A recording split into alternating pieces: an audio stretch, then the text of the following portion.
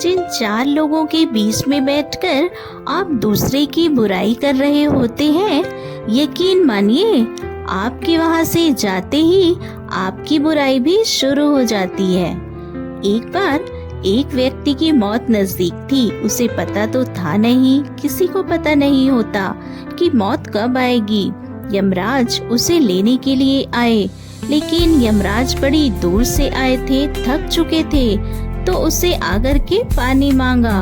वो घर में अंदर गया, पानी लेकर के आया, पानी पिलाया और उसके बाद यमराज प्रसन्न हो गए। उन्होंने कहा कि ठीक है, उसको बताया कि मैं यमराज हूँ, तुम्हें लेने के लिए आया हूँ, तुम्हारी मृत्यु जो है आ चुकी है, अब तुम्हें चलना है, लेकिन क्योंकि तुमने मुझे पानी पिलाया है, प्यासे की प्यास बुझाई है, इसलिए तुम्हारे लिए एक ऑफर है। उन्होंने डायरी निकाली, डायरी दी और कहा तुम्हारे पास है 5 मिनट, जो लिखना चाहो इस डायरी में लिख दो, तुम जो भी लिखोगे वह हो जाएगा।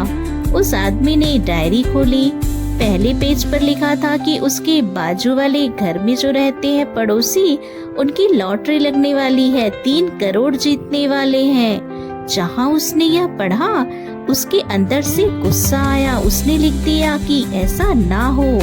अगला पेज पलटा, अगले पे लिखा था जो राइट साइड में रहते हैं पड़ोसी, उनकी किस्मत बदलने वाली है। अब वह नेतागिरी कर रहा था और मंत्री बनने वाला है। इसको फिर लगा यह क्या, इसने फिर से लिख दिया नीचे कि ऐसा ना हो। और अगला पेज पलटा तो लिखा था कि सामने वाले मकान में जो रहते हैं, उनके घर में नई गाड़ी आने वाली है। इसने फिर से नीचे लिख दिया ऐसा ना हो। अगला पेज पलटा तो उस पर लिखा था कि इसके बॉस का प्रमोशन होने वाला है, उसे हायर रैंक मिलने वाली है। इसने लिख दिया वो तो डिजर्व ही नहीं करता। अगला पेज पलटा तो बारी इसके लिखने की थी। इसे लिखना था अपने बारे में, लेकिन तभी यमराज ने पेन जो था छीन लिया और कहा 5 मिनट खत्म हो गए।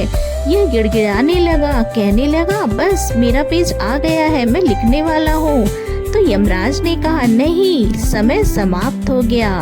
तुम्हें 5 मिनट मिले थे अपनी किस्मत बदलने के लिए, लिखने के लिए जो तुम चाहते, लेकिन तुम पहले पेज पर लिख रहे हो कि ऐसा ना हो, दूसरे पे लिख रहे हो, तीसरे पे लिख रहे हो, क्योंकि तुम्हें तो इस बात से चिढ़ है कि तुम्हारे अलावा दूसरे के जीवन में खुशियाँ कैसे आ सकती है। और जब बारी आई अपनी खुशी लिखने की तो समय सीमा समाप्त हो गई। यमराज ने कहा अब चलिए, वह 5 मिनट का ऑफर खत्म हो चुका है। बहुत छोटी सी कहानी है, लेकिन लाइफ का सार समझाती है। इस कहानी से हमें सीख मिलती है कि जो टाइम है उसका सही इस्तेमाल कीजिए। कमियां अगर निकालनी है तो सबसे पहले अपनी निकालिए, ताकि आप उन कमियों को दुरुस्त कर पाएं। और जब आपके पास में अवसर आए तो आप दूसरे की कमी निकालने में समय न बिताएं, बल्कि अपनी किस्मत लिखने में समय बिताएं।